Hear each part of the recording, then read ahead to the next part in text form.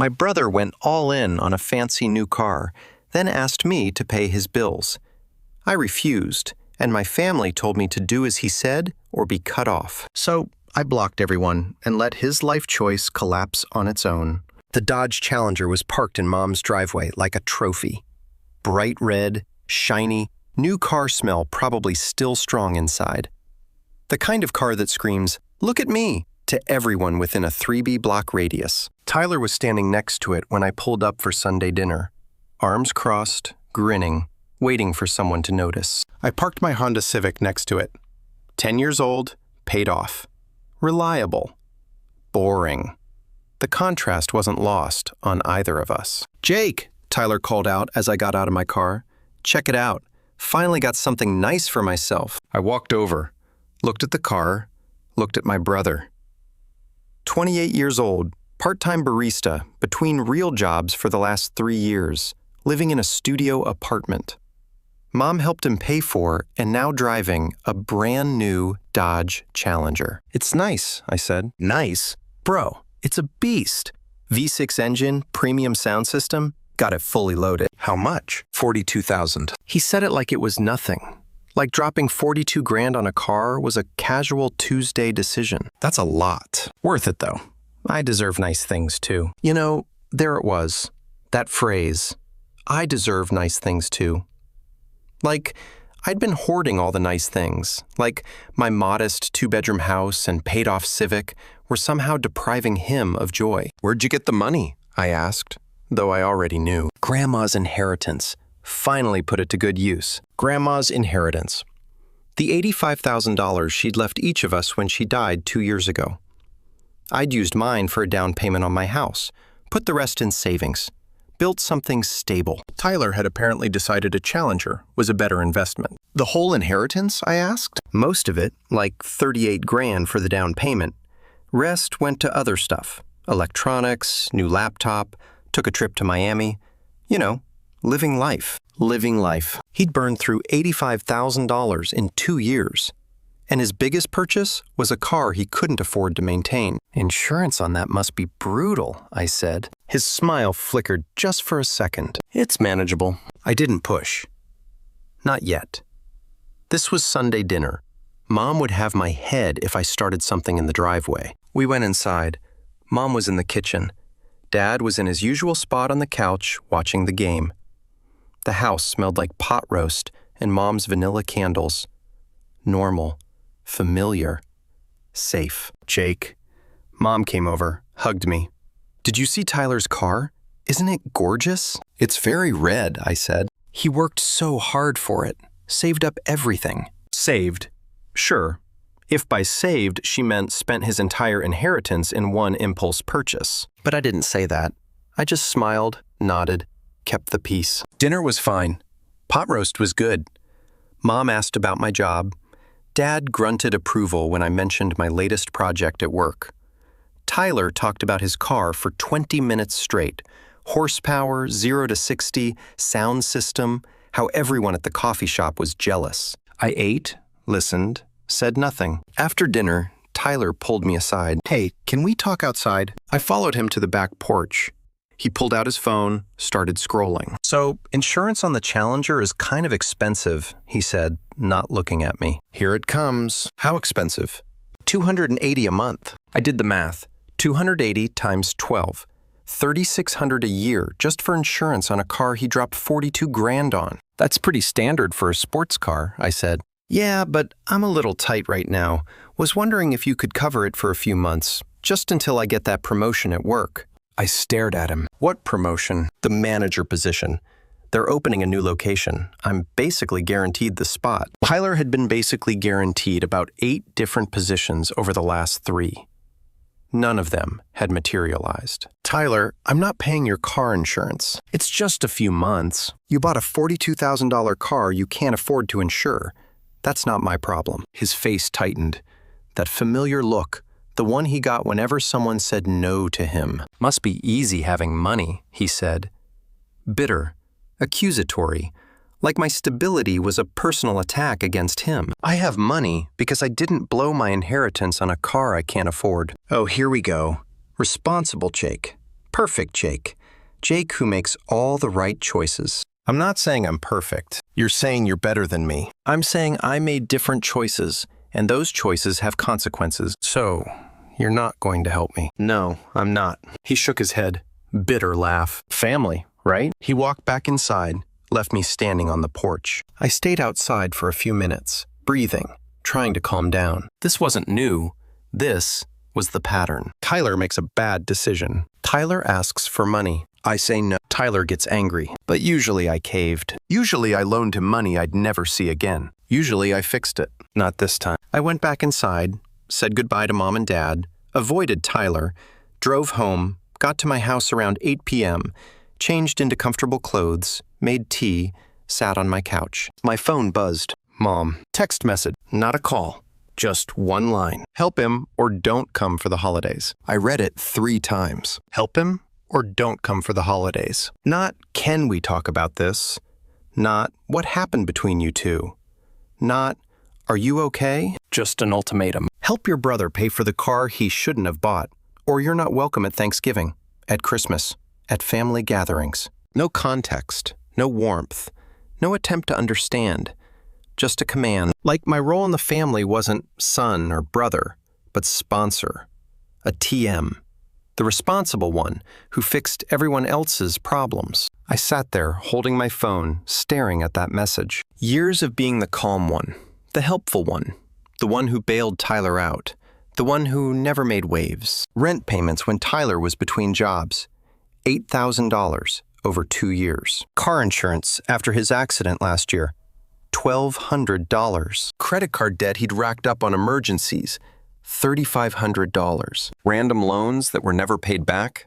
Another $2,000. $15,000. I'd given Tyler $15,000 over the years, and that didn't count the emotional labor, the stress, the resentment I swallowed. And now Mom was threatening to exclude me from holidays because I wouldn't add another $840 to that total. I looked at my phone, at Mom's text, at the family group chat icon, at Tyler's contact, at Dad's name in my phone, even though he never texted, never called, just silently agreed with whatever Mom decided. Years of guilt trips disguised as family tradition. Years of being expected to sacrifice my peace for Tyler's comfort. Years of being the responsible one, while Tyler got endless chances and 0 consequences. Something in me snapped. Not loud, not dramatic, just quiet clarity. I don't owe them my peace. I opened Mom's contact, scrolled down, clicked block this caller, then Tyler's block, then Dad's block,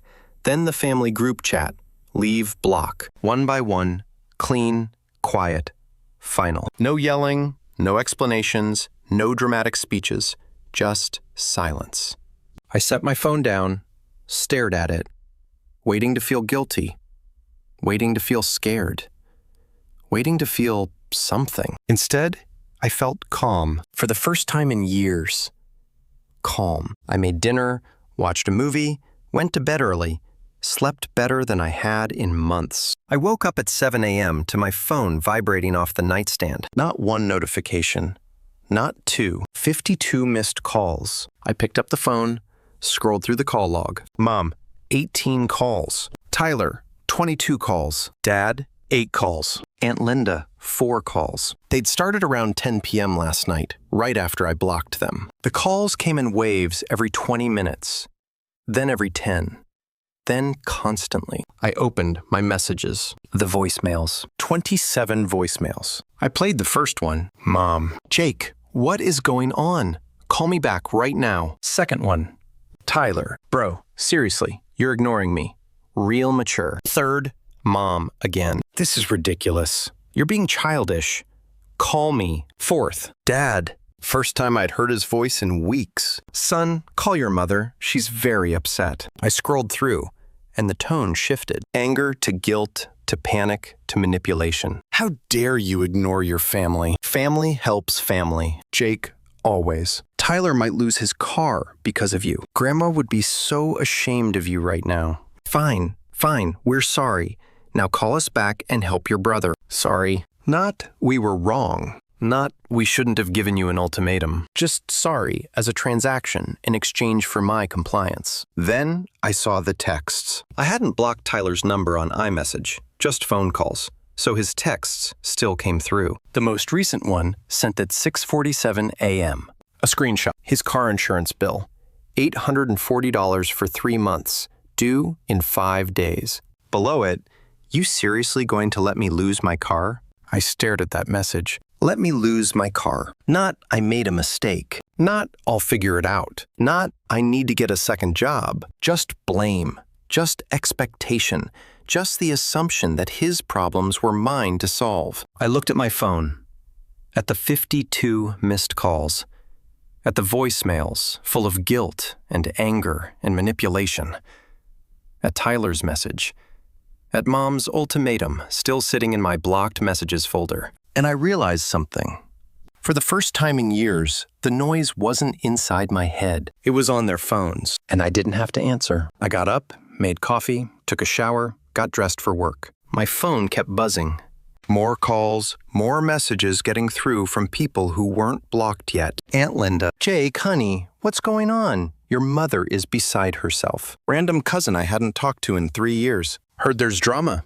You good? Uncle Mike. Don't know what happened, but maybe talk to your folks. The flying monkeys were activating the family network, rallying around Tyler and Mom, because that's what they always did. Tyler messes up. Family pressures Jake. Jake fixes it. Everyone moves on. Until next time. But not this time. I silenced my phone, put it in my desk drawer, went to work. At lunch, I checked it again. 34 new notifications. More calls, more texts, more voicemails. The messages were evolving, getting more desperate. Mom, please, Jake. I don't understand why you're doing this. Tyler, I can't believe you'd throw me under the bus like this. Dad, your mother is crying. Call her. Aunt Linda. I'm not taking sides, but family is family. I read through them all. Analytical, detached.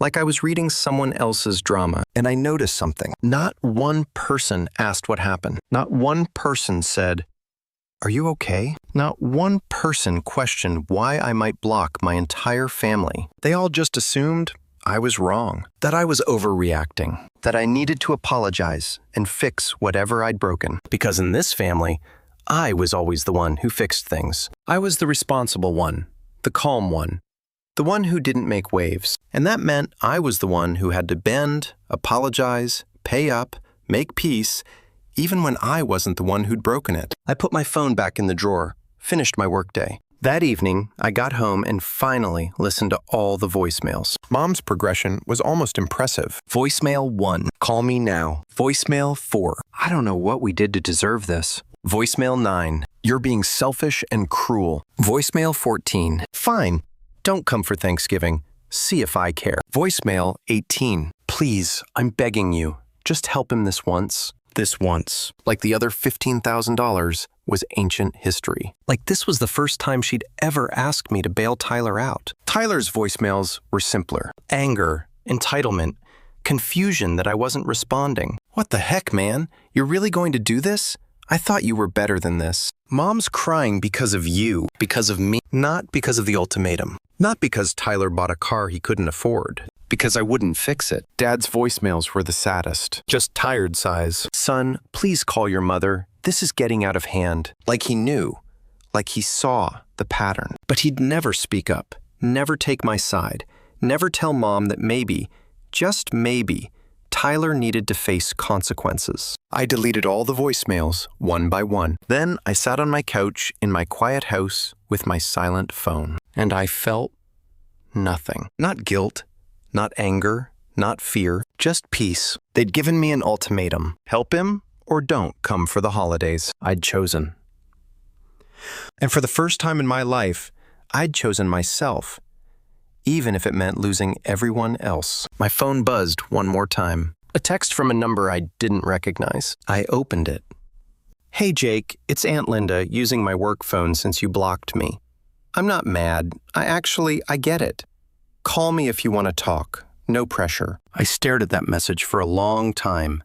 One person out of the entire family. One person who'd said, I get it. I didn't respond. Not yet. But I saved the number just in case. The rest of the evening was quiet. No more calls, no more texts. Maybe they'd given up. They'd given. Or maybe they were regrouping, planning the next wave of guilt. Either way, it didn't matter. The boundary was set. The line was drawn, and I was finally on my own side. Week 1 was relentless. The calls didn't stop. They adapted. When they realized I'd blocked the main numbers, they tried different approaches. Mom called from Dad's phone, blocked. Tyler called from his girlfriend's phone, a number I didn't recognize. I answered once by mistake. Jake, finally.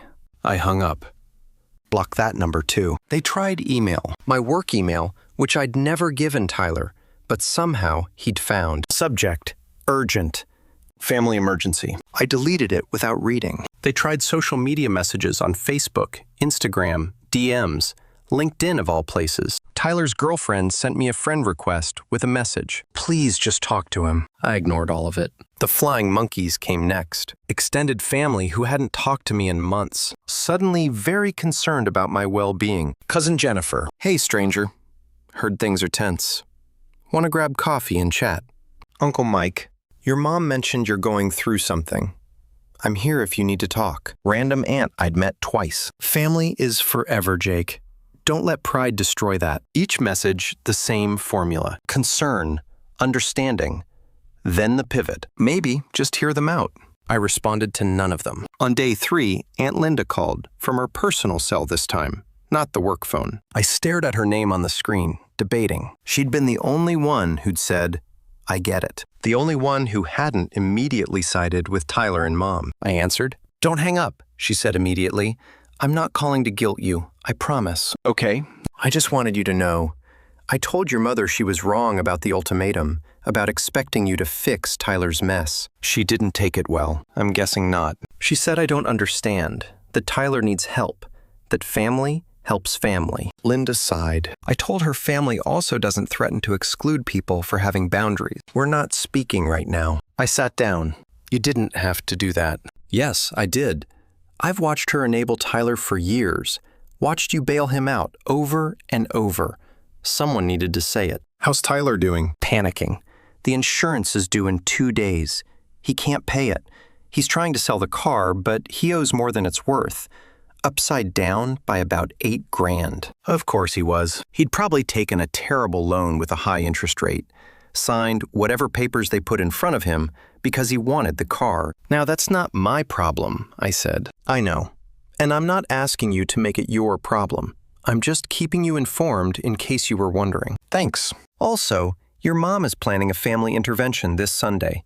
She's invited everyone. Uncle Mike, Aunt Carol, the cousins. She's going to try to pressure you in person. I'm not going. I know. I just wanted you to be prepared in case they show up at your house. Smart. Mom would absolutely do that. Show up with the whole family. Use social pressure. Make me the villain in front of everyone. I appreciate the warning. Jake. Linda's voice softened. I'm proud of you for the boundary. I know it's hard. I had to swallow before I could respond. Thank you. After we hung up, I sat with that for a while. One person, one ally. It wasn't much. It was something. Day 5. Sunday Intervention Day. I didn't go to Mom's house, obviously, but I did get texts about it from my cousin Sarah. Everyone's here asking about you. What should I tell them? From Uncle Mike. Your mom's really upset.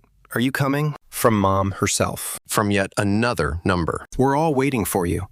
Please come. I turned off my phone, went to a movie, alone. Enjoyed 2 hours of not being the family problem. When I turned my phone back on, there were 16 new messages. I scrolled through them. The intervention had apparently happened without me. Cousin Sarah. That was awkward. Your mom cried. Tyler ranted. Your dad said nothing. Classic. Uncle Mike. They're really worried about you, Jake. Random cousin. Dude, what did you do? Everyone's acting like you committed a crime. What did I do? I said no. I set a boundary. I stopped being the ATM. Apparently, that was worse than Tyler blowing $85,000 in 2 years. Day 7. 1 week since I blocked them. I woke up to a text from an unknown number, a photo. Tyler's Dodge Challenger on a tow truck. Below it, hope you're happy. I zoomed in on the photo. Yep, that was definitely his car being hauled away. I felt nothing. No guilt, No satisfaction. Just neutral observation. He'd bought a car he couldn't afford. Couldn't pay the insurance. Probably missed the car payment too, once he realized I wasn't going to bail him out. Natural consequences. Finally.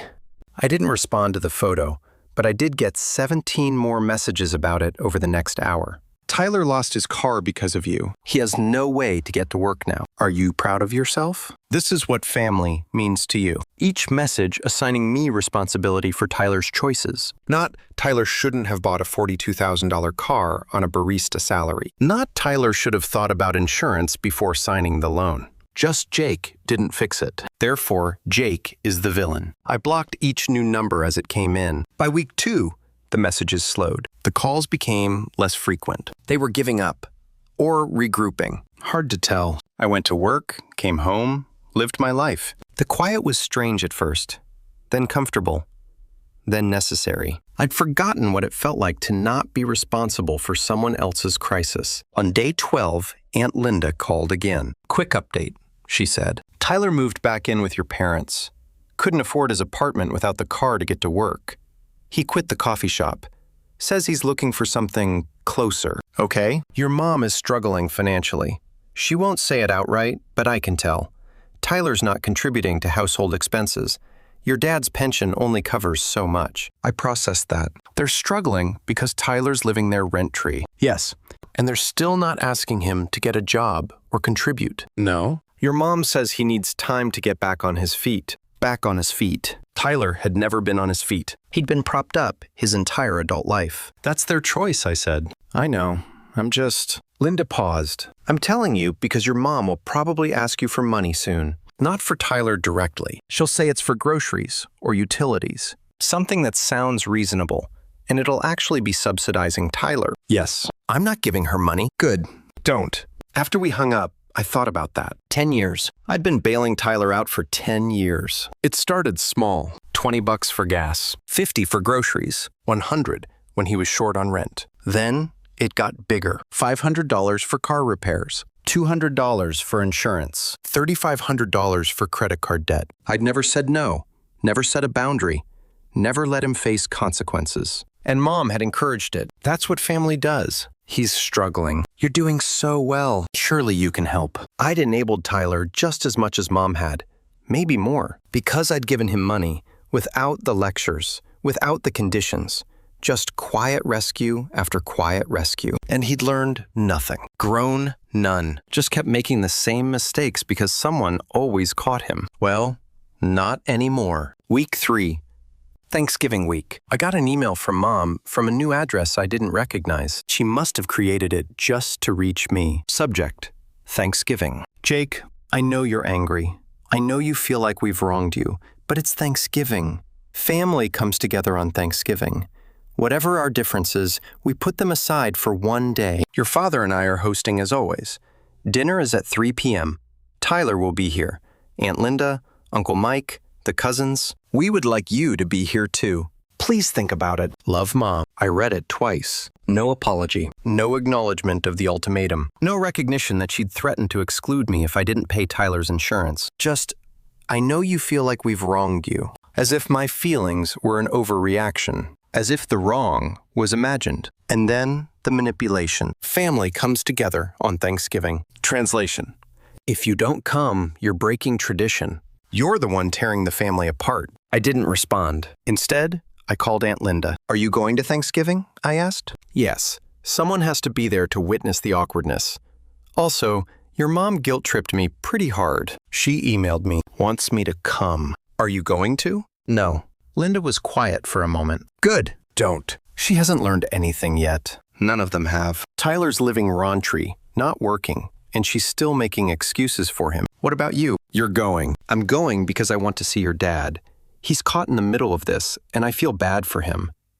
But I'm not going to pretend everything's fine. I already told your mom I'm on your side. How'd that go? She cried, said I'm turning the family against her, that she's just trying to help her son. Linda sighed. I told her she has 2 sons, and she's losing one by prioritizing the other. My throat tightened. Thank you. You're welcome. Now go make your own Thanksgiving plans. Do something nice for yourself. I did. I spent Thanksgiving alone, ordered Chinese food, watched football, no drama, no guilt trips, no walking on eggshells. It was the most peaceful Thanksgiving I'd had in years. Around 6 p.m., my phone buzzed. A text from Aunt Linda. Dinner was tense. Tyler complained about his situation the whole time. Your mom kept sighing dramatically. Your dad looked miserable. Uncle Mike asked where you were. I said you were spending the holiday how you wanted. Your mom did not like that. I smiled. Texted back. Thanks for the update. Anytime. Also, leftover pie. If you want some, I'll drop it off tomorrow. The next day, Linda showed up with half a pumpkin pie. We sat in my kitchen, ate pie, talked. Your mom asked me to convince you to come to Christmas, Linda said. And I told her I'm not her messenger. If she wants you there, she can apologize and mean it. What did she say? She said she doesn't understand what she needs to apologize for. That she's been nothing but supportive. That you're the one who cut everyone off. I set down my fork. Supportive? Yep. Rewriting history in real time. Did anyone mention the ultimatum?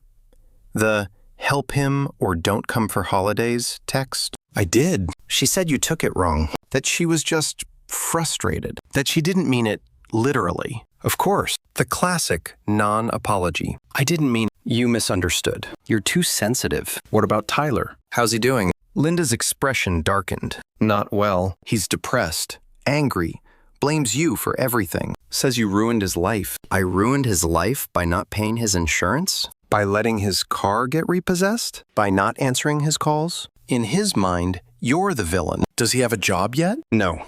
Says he's looking, but nothing's hiring. Your mom believes him. Your dad? I think your dad knows better, but won't say it. I thought about Dad. Quiet, passive, never rocking the boat, never standing up to Mom, never defending me. Has Dad said anything about me? Linda hesitated. He asked about you at Thanksgiving, asked if I talked to you, if you were okay. And I told him, you're fine. Better than fine, actually. That you seem lighter or happier. She looked at me. Was I right? I thought about it. The quiet, the peace, the absence of crisis. Yeah, I said. You were right. The next week, I got a text from an unknown number. Jake, it's your dad using a friend's phone.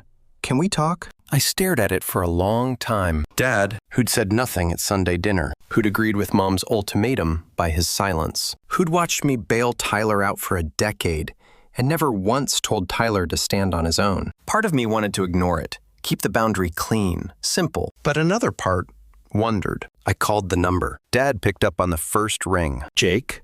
Thank you for calling. What do you want, Dad? Silence. Then, I wanted to say, I'm sorry. I waited. I should have said something at dinner when your mom gave you that ultimatum. I should have told her that wasn't fair. That you had every right to say no to Tyler. But you didn't. No, I didn't. And I'm sorry. More silence. Your mom is. She has a blind spot with Tyler. Always has. He's her baby. She can't see what she's doing to him. How she's keeping him dependent. And you can? Yes. I've seen it for years. But I chose peace over truth. I didn't want the fight. So you let her exclude me instead. Yes. His voice cracked, and I'm ashamed of that. I sat with that. Real apology. Actual accountability. Tyler's not doing well, Dad continued. He's depressed. Barely leaves his room. Your mom's trying to fix it, but she doesn't know how. She just keeps making excuses for him. That's not my problem to fix. I know. I'm not asking you to fix it.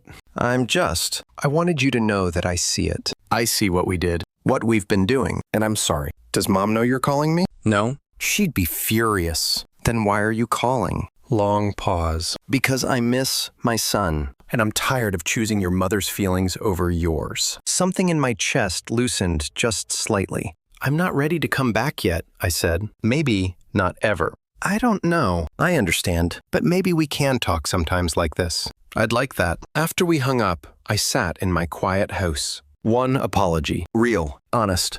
From the person I least expected it from. It didn't fix everything. Didn't undo the years of being second best. Didn't erase the ultimatum. But it was something. A small crack in the wall I'd built. Not enough to tear it down, but enough to let a little light through. December hit like a cold wind. Christmas decorations went up everywhere. Lights. Trees. That particular brand of forced cheer that made everything feel performative. I decorated my house. Small tree, simple lights, no pressure to impress anyone. Dad called twice more. Short conversations, surface stuff. How was work? How was I doing? Never pushing, never asking me to come back. I appreciated that. The space, the lack of agenda. On December 10th, I got an email from Mom. Another new address. Subject, Christmas Eve. Jake, Christmas Eve dinner is our family tradition. It's been our tradition for 32 years. Your father and I are hosting as we always do. I'm asking you to please put aside whatever anger you're holding and come home. One night for Christmas Eve. Tyler will be here. He's going through a very difficult time, and it would mean a lot to him to see you. I know you feel we've wronged you somehow, but families forgive. Families move forward. That's what Christmas is about. Dinner is at 6 p.m. Please come. Mom, I read it 3 times. Whatever anger you're holding. Like it was irrational, unjustified. You feel we've wronged you somehow. There was that word again. Feel. Like it was perception, not reality. It would mean a lot to Tyler. Not to her. Not to Dad. To Tyler, who'd called me selfish for not paying his bills. I deleted the email. An hour later, Aunt Linda texted, "Got the Christmas email from your mom. Don't go if you're not ready." She's trying to use tradition as leverage. I texted back, "Not going." "Good. I'll bring you leftovers again." The next week, the emails escalated. Mom sent 3 more, each one more desperate. "Christmas won't be the same without you. Your father really wants you there. Tyler asked about you. He misses you. Tyler misses me." Tyler, who'd sent me a photo of his repossessed car with "Hope you're happy." Tyler, who'd spent the last month blaming me for his choices. Sure, he missed me. He missed my wallet. On December 18th, Dad called. "Your mom's really struggling," he said quietly. "With money, with Tyler, with everything." I'm sorry to hear that. She's too proud to ask, but we're having trouble making ends meet. Tyler's not contributing. He's not even looking for work anymore. Just stays in his room. Your mom keeps saying he's depressed, that he needs time. But it's been 2 months. Yes. Silence on the line. "Are you asking me for money?" I asked. "No. God, no. I'm telling you what's happening so you know." "Why?" "Because you're my son, and I don't want you to feel guilty if things get worse and you didn't know." I processed that. "You're giving me permission to not feel guilty." "Yes, thank you."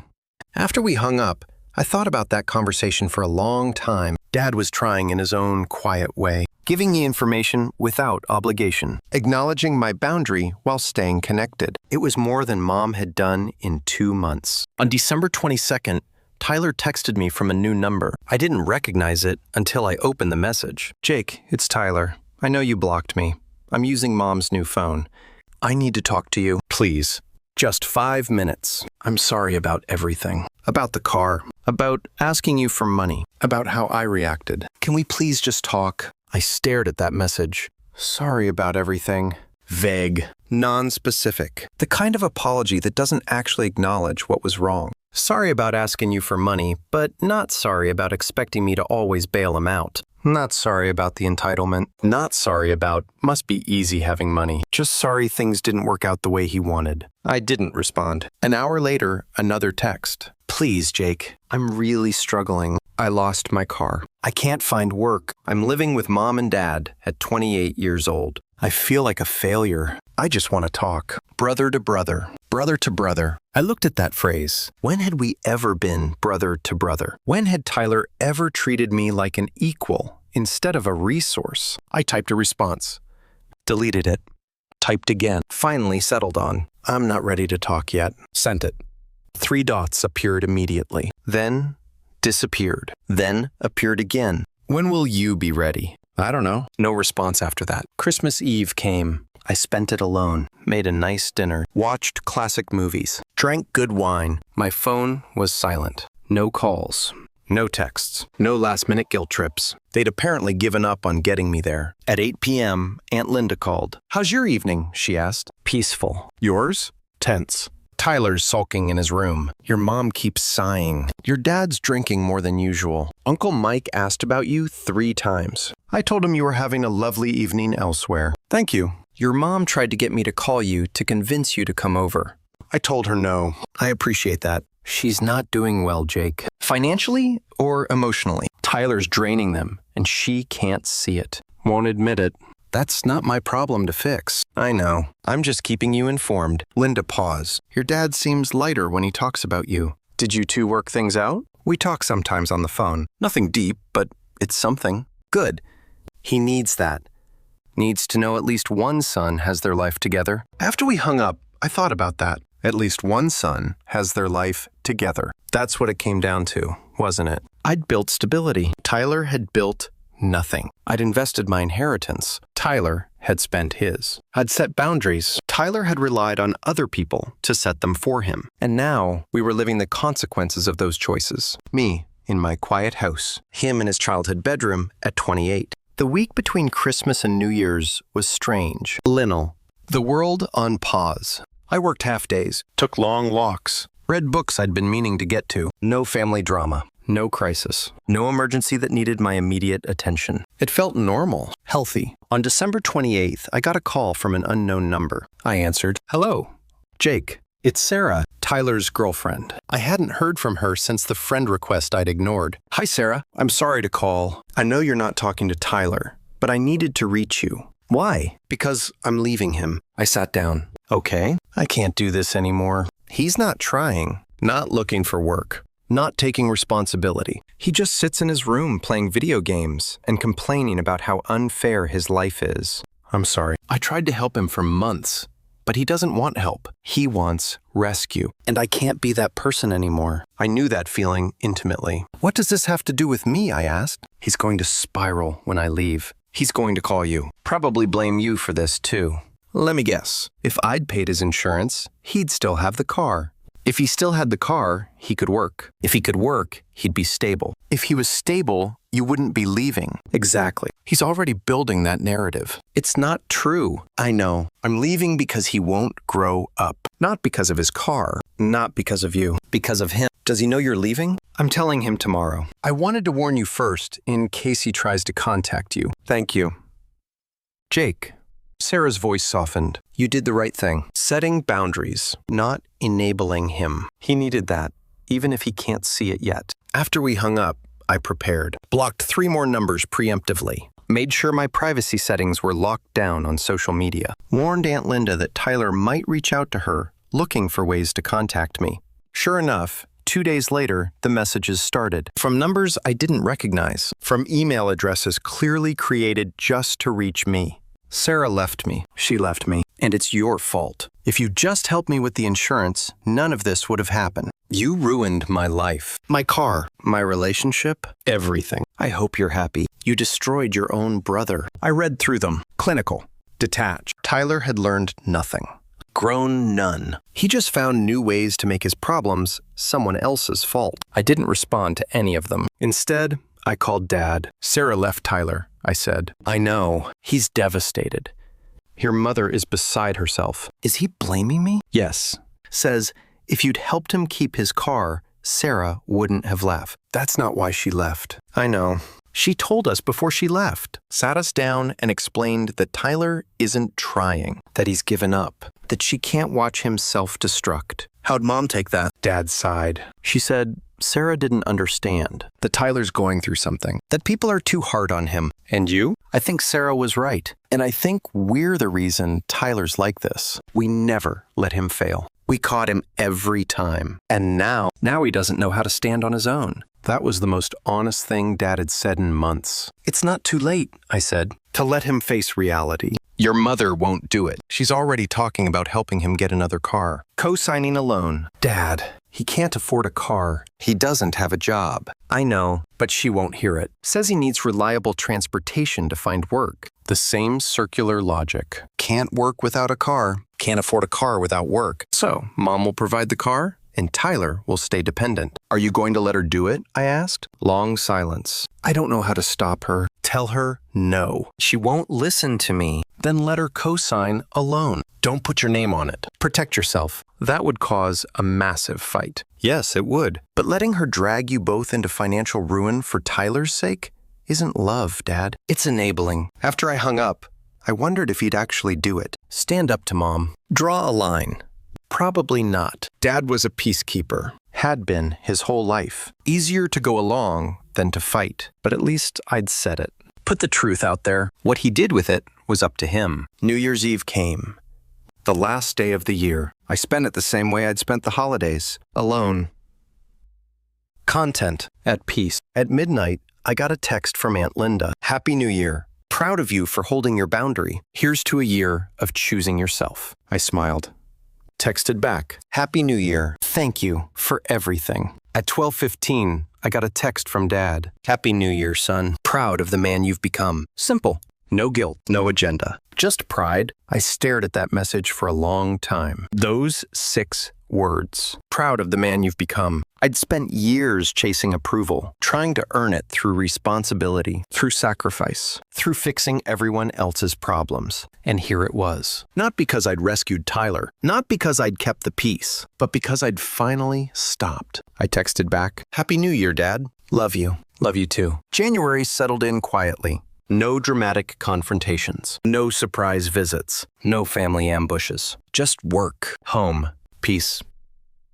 Dad and I kept talking every couple of weeks. Short calls, sometimes about sports, sometimes about work, sometimes just silence, broken by small observations. He never mentioned Tyler unless I asked. He never asked me for money, never tried to convince me to come back. It felt healthy. In February, Aunt Linda stopped by with coffee. Your mother started therapy, she said. I looked up. Seriously? Seriously. Twice a month. She doesn't love it. Says the therapist asks too many uncomfortable questions. I smiled. Sounds about right. Linda laughed. Apparently the therapist asked why she feels responsible for Tyler's happiness. Your mom cried for 20 minutes. I didn't say anything. She also asked why she expected more from the child who already carried the most responsibility. That one hit hard. For both of us. I stared into my coffee. Maybe that's good. I think so too. How's Tyler? Warehouse interview tomorrow. Finally. We'll see. March brought another message from Dad. Just wanted you to know. I didn't co-sign. Mom was furious. Really? Worst fight we've ever had. But I said no. Good. He can't keep dragging us down. I smiled reading that. A small sentence. A huge change. A week later, Aunt Linda confirmed it. Your dad actually stood his ground, your mom yelled. Tyler sulked. Nobody got another car. Instead, Tyler borrowed a bike from a neighbor and started taking buses to interviews. Funny how people figure things out when they have to. Exactly. By April, things were changing. Slowly, painfully, but changing. Tyler finally got hired. Warehouse work, early mornings, long shifts. He hated it, complained constantly, but he kept going. Your mom keeps waiting for him to quit, Linda told me. He hasn't. Good. Maybe that's exactly what he needs. She nodded. The responsibility, the routine, people expecting something from him instead of rescuing him. One Saturday afternoon, Dad called. Mind if I stop by? Just me. Sure. He showed up carrying burgers. Nothing fancy. We ate on my back porch. Quiet. Comfortable. You know, he finally said, this place suits you. Yeah? Peaceful. I built it that way. He nodded.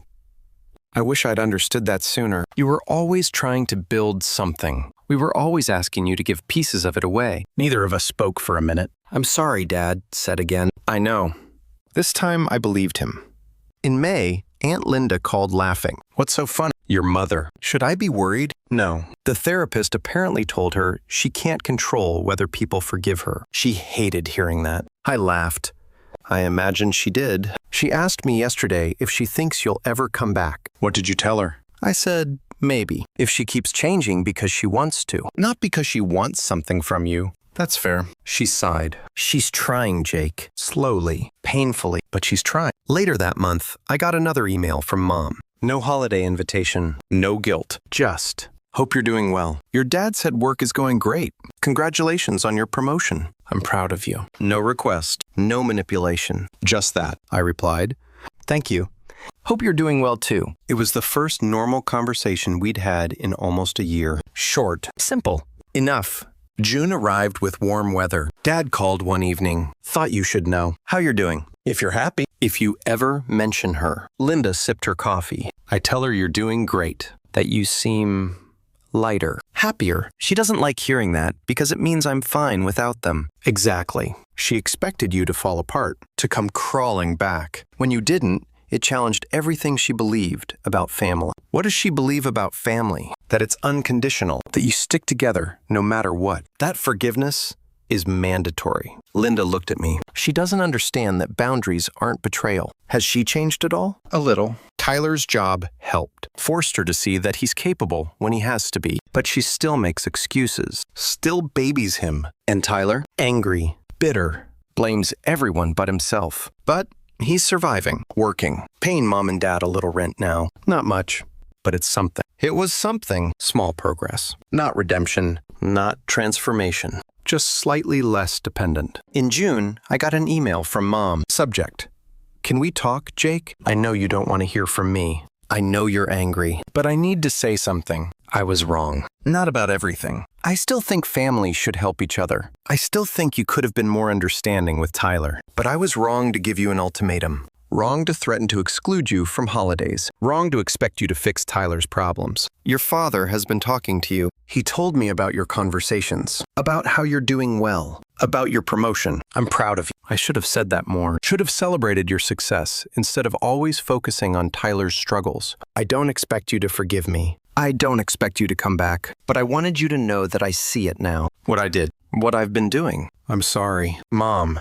I read it 5 times. An apology. Qualified. Not perfect, but real. I still think family should help each other. She couldn't quite let go of the narrative. I still think you could have been more understanding. Still defending her position slightly. But also, I was wrong.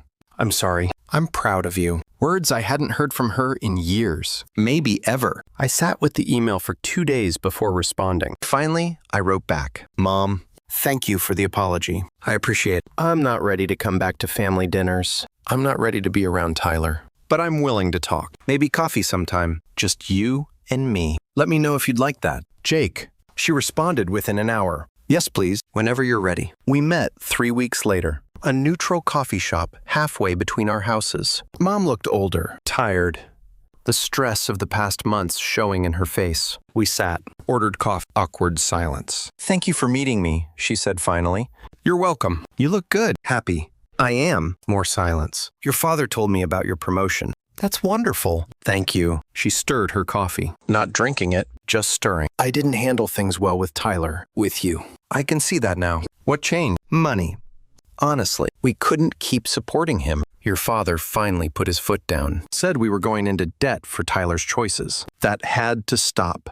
How'd Tyler react? Badly. At first. Lots of yelling. Lots of blame. But eventually, he got the warehouse job. Started paying a little rent. It's not much, but it's something. That's good. He's miserable. Hates the work. Hates living at home. Hates that his friends are moving forward. And he's stuck. Those are consequences, Mom, of his choices. She nodded slowly. I know. Your father keeps saying that. I wanted to protect him from struggle, from failure, from pain. You protected him from growth instead. She looked up, tears in her eyes. Yes, I did. We sat with that truth between us. I don't know how to fix it, she said quietly. How to help him without enabling him. How to support him without rescuing him. You start by letting him struggle, letting him fail, letting him figure it out. What if he doesn't figure it out? Then that's his choice, his life, not yours to control. She wiped her eyes. I don't know how to do that. I'm his mother. You're also Dad's wife and your own person. You can't sacrifice everything for Tyler. I know. I don't know how to be different. Therapy might help. She laughed bitterly. Your father suggested that too. I'm considering it. That surprised me. Mom had always been anti-therapy. Airing dirty laundry to strangers, she called it. That's good, Mom. Really? We talked for another hour, carefully, tentatively, not fixing everything, not erasing the hurt, but talking, actually talking. When we stood to leave, she hugged me. I let her. Can we do this again? She asked. Coffee. Just us. Maybe in a few months. I'll take maybe. I drove home thinking about that conversation. About Mom's tears, her admission, her slow, painful growth. It wasn't redemption, wasn't a happy reunion, but it was movement in the right direction. In July, Dad called with news. Tyler's moving out. Found a roommate, cheap apartment across town. He'll still be broke, but he'll be on his own. How do you feel about that? Relieved. Honestly, your mother's struggling with it, but I think it's good for him. Good for us. I agree. He asked about you last week. Asked if we'd talked. What did you tell him? I told him yes. That you're doing well. That you're happy. He didn't like that. Of course not. He's still angry at you, Jake. Still blames you for a lot of his problems. I don't know if that will ever change. I'm okay with that. Are you really? I thought about it. My brother, angry, bitter, blaming me for consequences that were entirely his own creation. Yeah, Dad, I really am. I can't control Tyler's narrative. Can't make him see reality. All I can do is protect my peace. And I have. I'm proud of you for that. Thanks, Dad. In August, I got a message request on social media from Tyler. I stared at it for a long time before opening it. Jake, I'm moving out of Mom and Dad's place next week. Getting my own apartment. Well, sharing with a roommate. But it's a start. I know we're not talking. I know you're still mad at me. I'm still pretty mad at you, too, if I'm honest. But I wanted you to know I get it now. A little bit. Why you said no. Why you stopped helping. I was a mess. Still kind of am. But I'm trying. Working. Paying my own bills. Learning what rent actually costs. What insurance costs. What life costs. It sucks. But it's mine. I'm not asking you to forgive me. Not asking to be brothers again. Just wanted you to know that I'm trying. Tyler, I read it 3 times. Not a perfect apology. Still some blame in there. Still some resentment. But also growth, awareness, accountability. I'm trying. It sucks. But it's mine. That was more than Tyler had given me in 10 years. I typed a response. Deleted it. Typed again. Finally settled on. Good luck with the apartment. Proud of you for trying. Short. Neutral. Not opening the door wide, but cracking it slightly. He responded immediately. Thanks. 1 word. But it felt like enough. September came. A year since I'd blocked everyone. Since I'd set the boundary that changed everything. I sat on my porch with coffee, thinking about the past 12 months. Tyler had lost his car, his girlfriend, his pride, but gained a job, an apartment, the beginnings of independence. Mom had lost her narrative, her control, her comfortable enabling pattern, but gained awareness. Therapy, the start of healthier dynamics. Dad had lost his peace at all costs approach, but gained a voice, a spine, respect for himself and me. I'd lost the family I'd known, the Sunday dinners, the illusion that being helpful meant being valued, but I'd gained so much more. Peace. Boundaries. Self-respect. The knowledge that I didn't have to set myself on fire to keep others warm. My phone buzzed. Aunt Linda. Coffee this week? I have gossip about your mother's therapy sessions. I smiled. Texted back. Absolutely. Life wasn't perfect. The family wasn't healed. Tyler was still Tyler. Mom was still Mom. But the noise wasn't in my head anymore. It was on their phones, in their lives, in their consequences. And I didn't have to answer. I took a sip of coffee, watched the morning sun hit the trees just right, thought about the person I'd been a year ago, constantly available, constantly giving, constantly depleted, and the person I was now. Boundaries, selective, whole. Some people call it selfish, cutting off family, refusing to help. I called it survival. I'd given them 10 years of bailouts. They'd given me an ultimatum. I chose peace, and in that choice, I'd found something I didn't know I'd lost. Myself. The phone buzzed again. Dad, dinner next week? Just us. My treat. I smiled. Texted back. Yeah, I'd like that. Not going back to the old family. Not pretending nothing happened. But building something new. Smaller. Healthier. Mine. One careful relationship at a time. That felt like enough. Actually, it felt like everything.